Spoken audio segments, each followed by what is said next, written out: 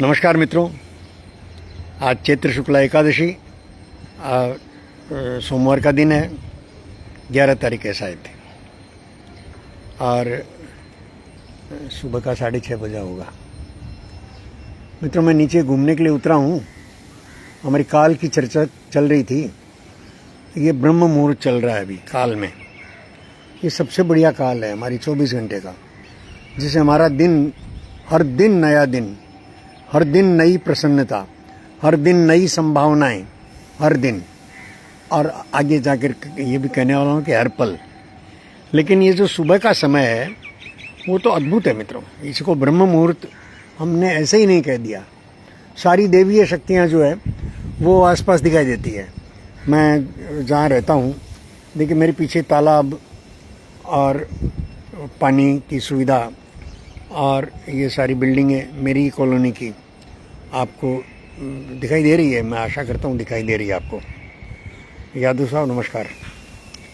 तो ये सारा काल का वैभव जिसमें हम पूरा जीवन बिताते हैं मस्तियों में।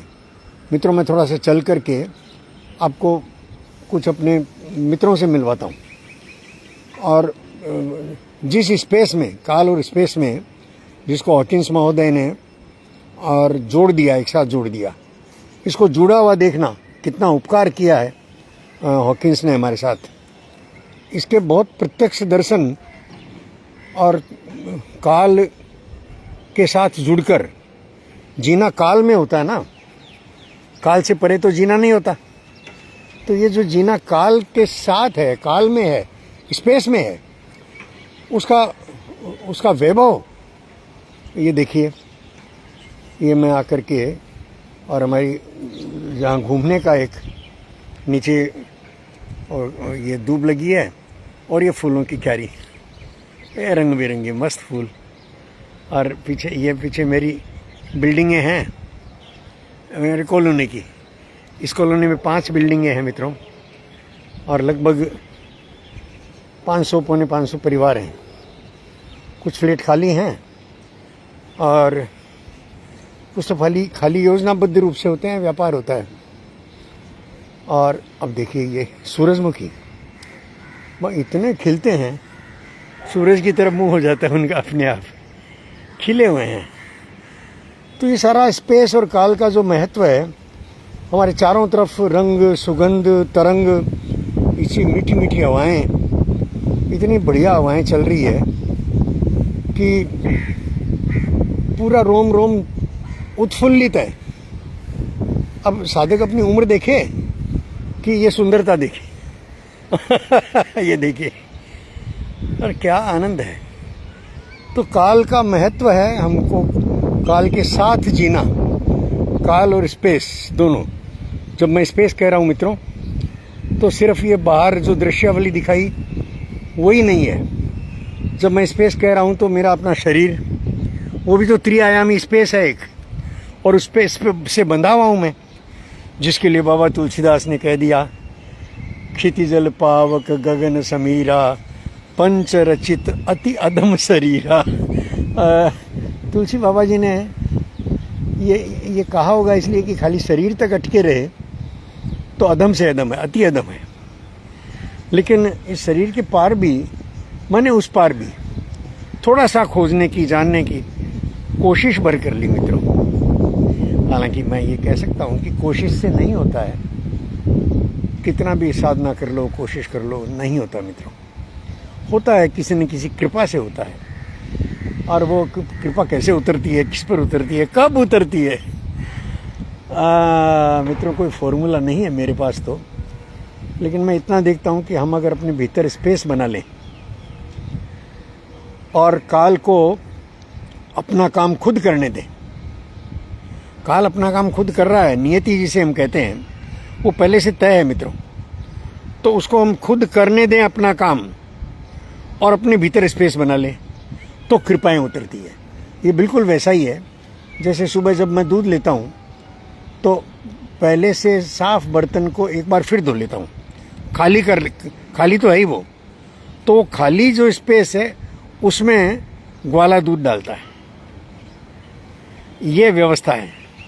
तो जो सृष्टि के नियम है, जहाँ से ये सारा ब्रह्म मुहूर्त और चिड़ियाएँ चहचहा रही है, बादलों के बीच में पक्षी इतने बढ़िया मस्त घूम रहे हैं मित्रों, ये अद्भुत, ये सारा का सारा जो अपने भीतर स्पेस बनाने से आता है।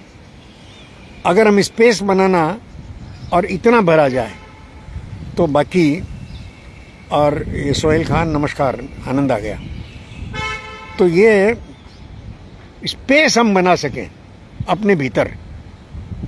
स्पेस बनाने का अर्थ है कि हम अपने मान्यताओं से मुक्त हो सकें। मान्यताएं कई प्रकार की मान्यताएं, मैं विद्वान, मैं सुंदर, मैं जवान, मेरे पास इतना पैसा, इतनी दौलत, मैं हिंदू, मैं मुसलमान, मैं भारतीय, मैं ईरानी, मैं अफगानी। ओए ओए ओए ओए माटी जब उठेगी तो ईरानी अफगानी सब एक समान इसी माटी में मिल जाना है, इसी माटी में मिल जाना है, कहीं कोई फर्क नहीं रहना है। इस एकत्व को हम स्पेस से रहते जान लें, समझ लें। गोपाल जी नमस्कार।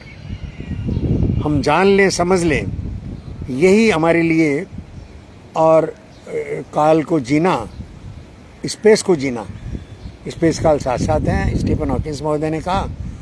तब तक, जब तक हम ये इस देह में, इस त्रिआयामी देह में हैं, त्रिआयामी देह से जो देखा जा सकता है त्रिआयामी जगत को, वो 3 आयामों तक ही देखा जा सकता है। आयाम तो 4 और हैं मित्रों। मेरे जैन दर्शन ने कहा है 4 आयाम और है, कुरान ने भी कहा होगा, सबने कहा होगा। तो मित्रों, ये काल की महिमा, थोड़ा सा आनंद आपके साथ लेने के लिए नीचे उतरा था, और मुझे ये घूमना फिरना, थोड़ा विश्राम भी मेरा हो गया।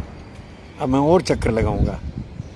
तो आज सुबह सुबह हमारी नमस्ते हो गई, कई अच्छे मित्र मिल गए, बहुत आनंद। आपको सूचना, आपके प्रति कृतज्ञता बोध है मित्रों कि इतनी जल्दी, और मेरा कोई टाइम शेड्यूल नहीं है, और कहाँ से मैं विषय उठाऊंगा काल यात्रा और पुनर्जन्म को, वो भी मेरे भीतर तय नहीं रहता पहले से।